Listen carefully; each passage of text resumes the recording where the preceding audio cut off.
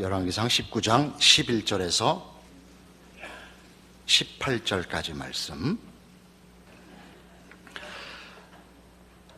여호와께서 이르시되 너는 나가서 여호와 앞에서 산에 서라 하시더니 여호와께서 지나가시는데 여호와 앞에 크고 강한 바람이 산을 가르고 바위를 부수나 바람 가운데 여호와께서 계시지 아니하며 바람 후에 지진이 있으나 지진 가운데에도 여호와께서 계시지 아니하며 또 지진 후에 불이 있으나 불 가운데에도 여호와께서 계시지 아니하더니 불 후에 세미한 소리가 있는지라.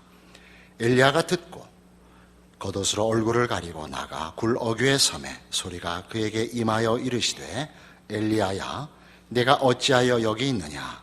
그가 대답하되 내가 만군의 하나님 여호와께 열심히 유별하오니 이는 이스라엘 자손이 주의 언약을 버리고 주의 제단을 헐며 칼로 주의 선지자들을 죽였음이오며 오직 나만 남았거늘 그들이 내 생명을 찾아 빼앗으려 하나이다. 여호와께서 그에게 이르시되 너는 내 길을 돌이켜 광야를 통하여 다메섹에 가서 이르거든 하시엘에게 기름을 부어 아람의 왕이 되게 하고 너는 또 님시의 아들 예후에게 기름을 부어 이스라엘의 왕이 되게 하고 또 아벨 무홀라 사밧의 아들 엘리사에게 기름을 부어 너를 대신하여 선지자가 되게 하라. 하사엘의 칼을 피하는 자를 예후가 죽일 것이요 예후의 칼을 피하는 자를 엘리사가 죽이리라. 그러나 내가 이스라엘 가운데 7,000명을 남기리니 다 바알에게 무릎을 꿇지 아니하고 다 바알에게 입맞추지 아니한 자니라. 아멘.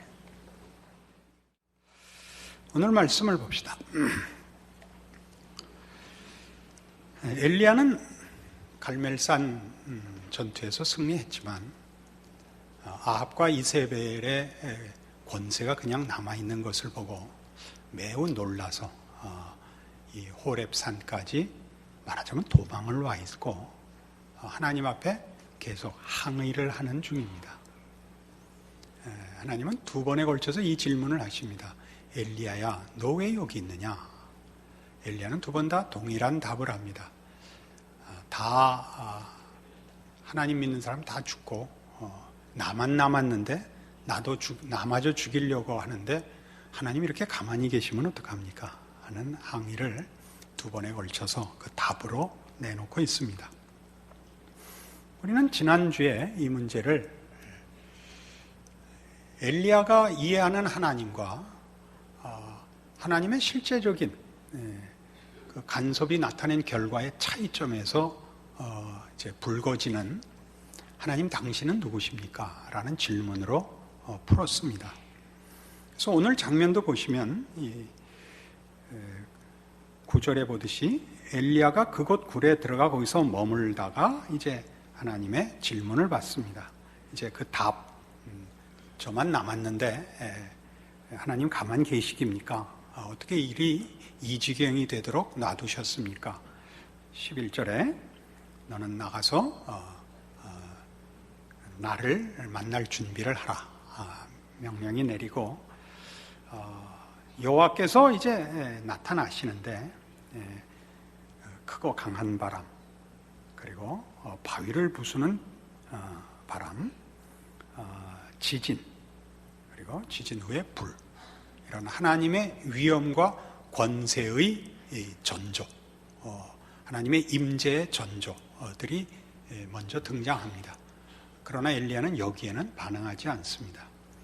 그는 하나님의 권세와 능력, 그 지위에 대해서 지금 질문하고 있지 않다는 뜻입니다.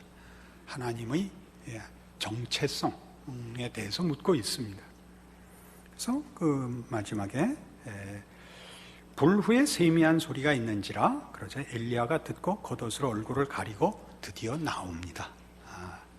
굴 어귀의 섬에 소리가 그에게 임하여 이르시되 엘리야야 네가 어찌 여기 있느냐. 다시 그 질문이 동일한 질문이 주어지고 엘리야는 동일한 답을 합니다. 이 문제는 이제 앞에서 우리가 생각했던 것에서 한 발 더 나가는 내용이 있음을 기억해야 합니다. 앞에서 하나님 당신은 누구십니까? 라고 물어야 했다면 이제 하나님이 우리가 측량할 수 없고 우리가 조작할 수 없는 우리의 이해와 한계를 벗어나는 신비롭고 위대한 하나님이라면 그럼 난 뭡니까?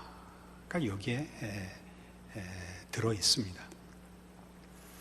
여러분들이 이 기독교 신앙을 가지고 신앙생활을 해보면 하나님이 누구신가에 대하여 처음에 하나님의 높으심과 유일하심과 우리의 창조주 되심과 우리를 사랑하심과 그 아들을 보내 우리를 구원하신 모든 문제에 대하여 이제 알게 되고 믿게 되고 하나님의 사람이 됩니다.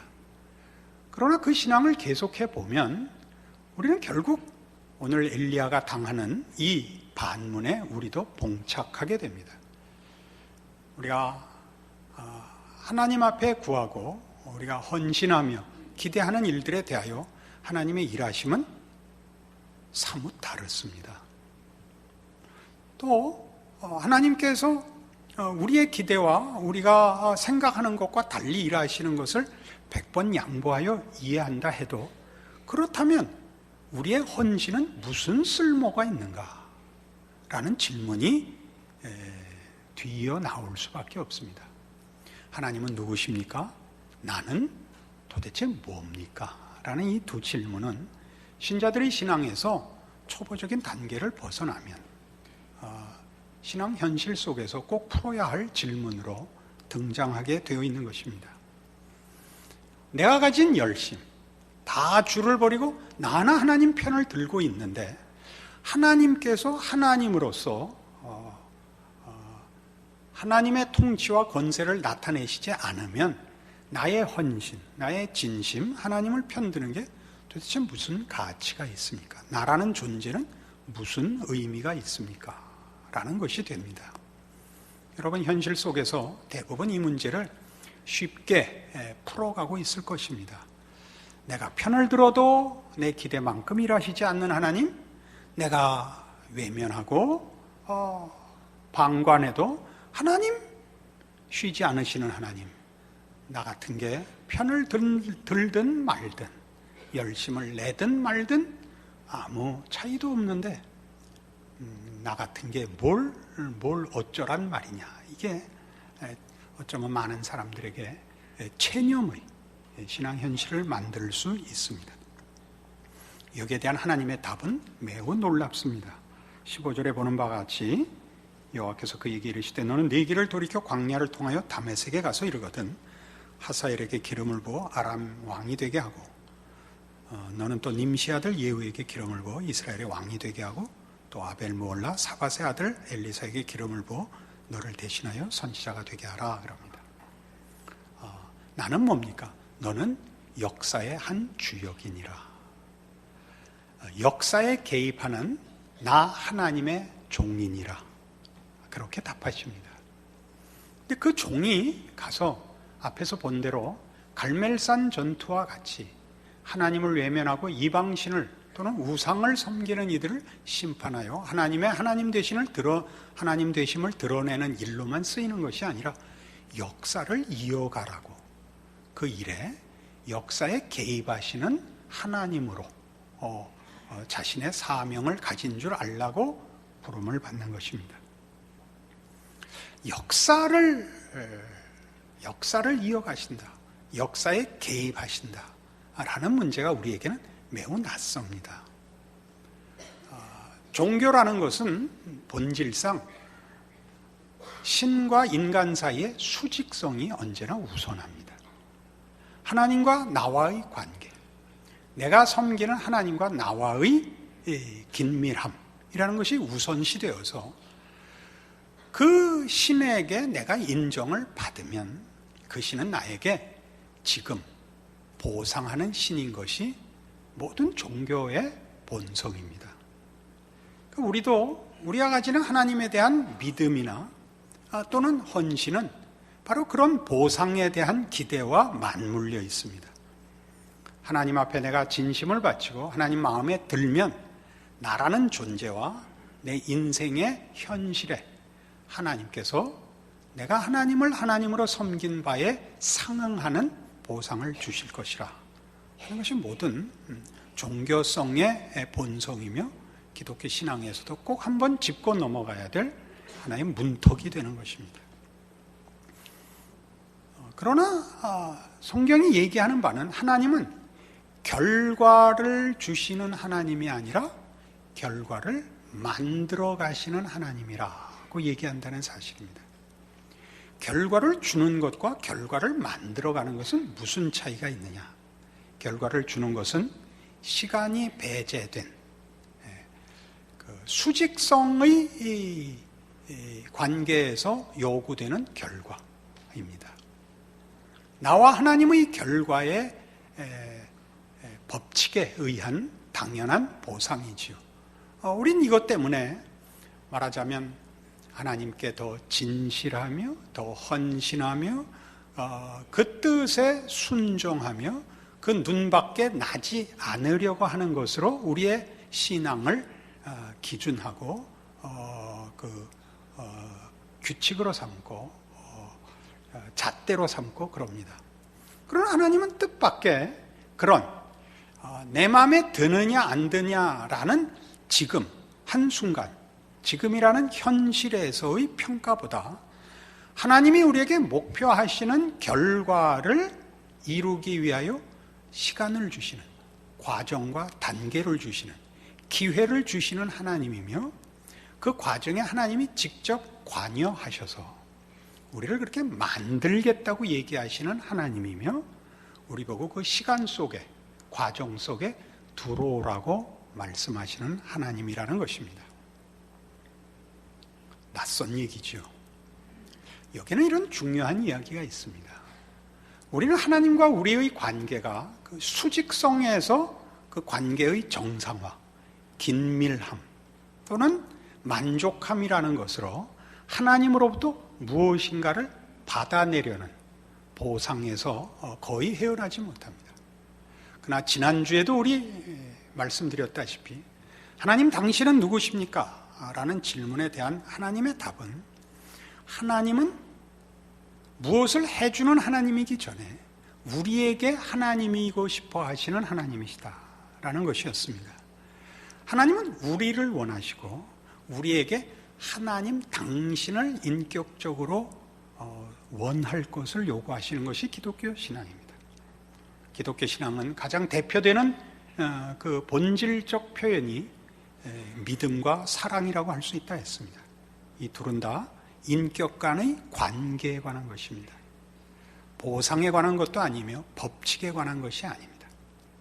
그래서 지금 이 하나님이 우리를 시간 속에 기회 속에 과정 속에 부르신다는 것은 또한 하나님이 거기에 내려오셔서 우리와 함께 당신을 묻고 이런 시간을 역사를 만들어 가자고 하는 것은 마치 여행을 가자 그러는 것과 같습니다. 여행을 간다는 건 뭐냐 하면 어디를 간다가 아니라 누구랑 간다라는 의미에서 여행입니다. 누구랑 간다는 것은 여러분 해봐서 아시겠지만 어디를 가는 것보다 더 중요합니다. 우리 뭐 어디를 갈까요? 킬리만자로를 가자, 알프스를 가자, 무슨 하와이를 가자와 누구랑 가자는 전혀 다른 것입니다. 그렇죠? 누구랑 가느냐? 여러분 여행을 해보시면 어디를 가는 것보다 누구랑 가는 게 더 중요하다는 걸 아시죠? 누구랑 가는 것은 그 사람과 가면 무슨 그 사람이 힘이 세서 짐을 더 잘 진다든가 여행 경비를 다 내준다든가 하는 문제에서 누구랑은 굉장히 저급한 조건이지요. 고급한 조건이라는 것은 그 사람이 좋기 때문입니다. 오늘 우리가 다루려는 좋다는 것은 그 인간성과 인격의 고급함의 차원입니다. 우리는 가다가 어떤 경우를 만나도 노숙을 하든 굶든 어려움을 당하든 그 서로 인격적인 깊은 교제 속에 있는 사람과 함께라면 발이 부르터도 좋고 굶어도 좋은 것입니다. 하나님이 우리에게 요구하는 것은 그것입니다. 우리의 인생은 험난합니다. 신앙 인생도 고통스럽습니다. 하나님은 왜 우리를 고통 속으로 인도하시는가? 하나님은 우리와 여행을 가자고 하시는 겁니다. 하나님은 우리가 하나님을 더 알기를 원하며 하나님은 우리에게 가까이 와서 어떤 의미의 동등한 차원에서 우리의 친구가 되시기를 원합니다. 우리로서는 감당할 수 없는 표현이지만 예수님께서 친히 그렇게 말씀하셨습니다. 너희는 나의 친구라. 우리 모든 하나님의 백성을 하나님께서 그의 자녀라 부르고 있습니다. 이런 사실은 요한복음 14장에 가면 벌써 여러 번 인용하고 있지만 하나님께서 우리를 어떻게 대하시고 무엇을 원하시는가에 대한 아주 대표적인 기록으로 이렇게 소개됩니다. 요한복음 14장 8절입니다. 빌립이 이르되 주여 아버지를 우리에게 보여주옵소서 그리하면 족하겠나이다. 예수께서 이르시되 빌립아 내가 이렇게 오래 너희와 함께 있을 때 네가 나를 알지 못하느냐? 나를 본 자는 아버지를 보았거늘 어찌하여 아버지를 보이라 하느냐? 내가 아버지 안에 거하고 아버지는 내 안에 계신 것을 네가 믿지 아니하느냐? 내가 너희에게 이르는 말은 스스로 하는 것이 아니라 아버지께서 내 안에 계셔서 그의 일을 하시는 것이라. 내가 아버지 안에 거하고 아버지께서 내 안에 계심을 믿으라. 그렇지 못하겠거든 행하는 그 일로 말미암아 나를 믿으라. 빌립이 예수님께 아버지를 보여달라는 게 무슨 뜻이었을까요? 당신이 메시아라면 또는 당신이 하나님이 보내신 독생자 하나님이라면 하나님이신 것을 우리에게 좀 더 분명하게 확인시켜 주십시오. 예, 해당하겠죠. 하나님이 우리 편을 들고 우리를 위하시고 함께 하신다면 그 가지신 권세와 대적할 수 없는 하나님만의 위엄으로 하나님의 통치와 하나님의 정의와 하나님을 편을 들고 하나님 사랑하는 자들에게 보상하십시오. 이런 질문이 될 것입니다. 그래서 예수님이 전혀 우리가 기대하지 않는 답을 하고 계십니다. 빌립아, 내가 이렇게 오래 너희와 함께 있는데 날 모르겠느냐? 하나님이 누구시냐고? 내가 너희에게 하나님이 누군가를 알리기 위하여 찾아온 하나님이니라. 하나님이 누구냐 하면 네가 기대하는 것까지 권세와 위엄과 심판과 호통으로 계시는 하나님이 아니라 이렇게 너희를 사랑하여 너희를 원하여 네 곁에 너희의 실존에 너희의 처지에 너희의 모든 삶의 정황에 동참하기를 원하는 네가 하나님이란다. 하나님이 누구냐고? 나를 봐라. 하나님이 어떤 분인 것 같으냐? 나를 봐라. 내가 뭘 하더냐? 이게 예수님의 답입니다.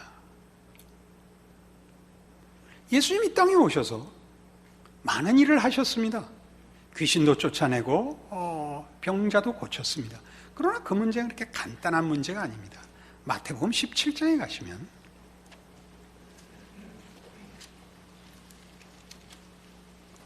14절 이하에 이런 중요한 기록이 있습니다.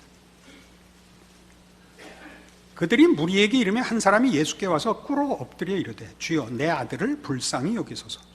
그가 간질러 심히 고생하여 자주 불에도 넘어지며 물에도 넘어지는지라. 내가 주의 제자들에게 데리고 왔으나 능히 고치지 못하더이다. 예수께서 대답하여 이르시되 믿음이 없고 패역한 세대여, 내가 얼마나 너희와 함께 있으며 얼마나 너희에게 참으리요. 그를 이리로 데려오라 하시니라. 놀랍지 않습니까? 그리고 귀신 쫓아내셨습니다. 우린 귀신 쫓아낸 것만 알죠. 바로 그 문제 때문에 예수님이 이 말씀, 믿음이 없고 패역한 세대여, 내가 얼마나 너희와 함께 있으며 얼마나 너희에게 참으리요 라는 말을 하시는 겁니다. 너희는 고작 내가 귀신이나 쫓아내고 병 고쳐주는 것 외에 관심이 없지. 너희는 내가 자판기에 불과하지. 이 믿음이 없고 어리석은 백성들아, 나는 너희를 원하여 너희의 삶과 실존에 찾아온 하나님이니라. 나는 너희를 원하여 너희의 현실에 와서 너희의 짐을 같이 들고 너희의 고통과 어려움에 동참하고 있는 하나님이란다. 하나님이 누구시며 뭘 원하는가는 보지 않고 고작 나에게 밤낮 일만 해달래냐? 여기다 못을 박으십시오. 아니, 시계는 이쪽에 다시고 달력은 이쪽에 다십시오. 내가 그걸 위해서 온 줄 아느냐? 너를 원해서 왔단다. 너희는 전혀 나를 찾지 않는구나. 우리 모두 지금 그 문제에 걸려 있지 않을까요? 여러분의 신앙을 말하자면 냉담케 하고 방관자가 되게 한 게 뭐죠? 여러분이 믿고 소원하는데 보상하시지 않는 하나님 아닙니까? 나 하나님을 위하여 특심함이 있습니다. 이 나라를 제게 주십시오. 그거 아닙니까? 세상 끝까지 갈 수 있습니다. 제 목숨과 제 인생을 바칩니다. 하나님 대답이 없으십니다. 나는 네가 유능하기를 바라지 않는다. 나는 널 원한다. 여러분이 지금 어떤 고통 속에 있습니까? 하나님이 나를 외면하고 계신다 이거죠. 내 억울함과 내 고통을 알아주는 사람이 있다면 나는 더 이상 원이 없다. 예수님께서 이 땅에 오실 때 그 일을 위하여 오셨고 우리를 혼자 두지 않으려고 오셨고 부활승천하시면서 하신 약속 속에 볼저다 세상 끝날까지 내가 너희와 항상 함께 있으리라 약속하셨습니다. 하나님이 일하고 계십니다. 우리만 딴 거 찾고 있어서 함께 하시는 하나님을 못 보고 있을 겁니다. 왜요? 유능해지려고요. 쓸모 있으려고요. 그리고 내가 하나님의 종이라는 것이 보이게 증명되기를 바라서 우리는 우리의 인생을 하나님과 동행하는 재미로 이해하지 못합니다. 우리는 험준한 산을 만날 수도 있고 뙤약볕 아래 걷는 광야길을 만날 수도 있지만 주와 함께 걷는 인생이라는 사실을 놓칩니다. 우리는 우리의 인생이 순적하고 형통하고 평화롭기를 바라지 하나님이 나를 원하고 내가 하나님을 알고 하나님이 나를 찾아오신 귀중한 존재이며 하나님의 백성으로서 하나님과 영적인 깊은 교제 속에 들어가는 복을 받고 있다는 것은 놓칩니다. 그래서 성경은 우리에게 뭘 요구하냐? 마태복음 6장 33절에 여러분 잘 아시는 대로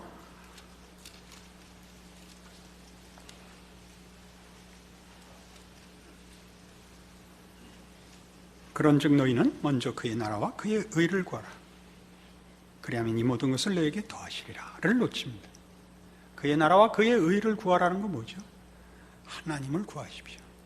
하나님이 여러분의 인생을 살게 하시며 방법과 능력으로서 하나님이 여러분의 인생을 필요로 하는 것이 아니라 하나님이 여러분과 함께 이 세상 속에 개입하시고 역사 속에 참여하시게 하십시오. 여러분의 인생은 신앙의 인생이며 동시에 하나님이 사시는 인생이 되게 하사 하나님이 고통과 불순종과 심판받아 마땅한 세상 속에 찾아오사 하나님의 자비와 하나님의 찾아가심과 용서와 구원과 기적과 오래 참으심으로 우리와 씨름하시는 하나님인 것을 여러분의 생애에 담아내십시오. 그래서 여러분은 오늘을 바치라 이겁니다. 34절에 있죠. 그러므로 내일 일을 위하여 염려하지 말라. 내일 일은 내일이 염려할 것이요 한날의 괴로움은 그날로 족하니라. 오늘을 하나님께 바치십시오. 분노, 자폭, 변명을 짊어지고 사십시오. 오늘의 현실을 형통하게 만드는데 하나님을 부르지 말고 하나님이 여러분의 억울함과 분노와 비탄 속에 하나님이 참여하게 하십시오. 그렇게 여러분의 하루를 바치십시오. 그 하루가 쌓여 일주일을 만들고 그 일주일이 1년을 만들고 그 1년이 10년을 만들어 하나님은 열매를 맺으십니다. 우리는 이 과정을 요구하지 않죠. 우리는 어차피 동일한 결과가 나올 것을 이 과정을 왜 필요로 하는가 하죠. 그 과정이 있어야 우리는 하나님이 누구신가를 배웁니다. 우리 깊이 하나님을 받아들일 수 있게 됩니다.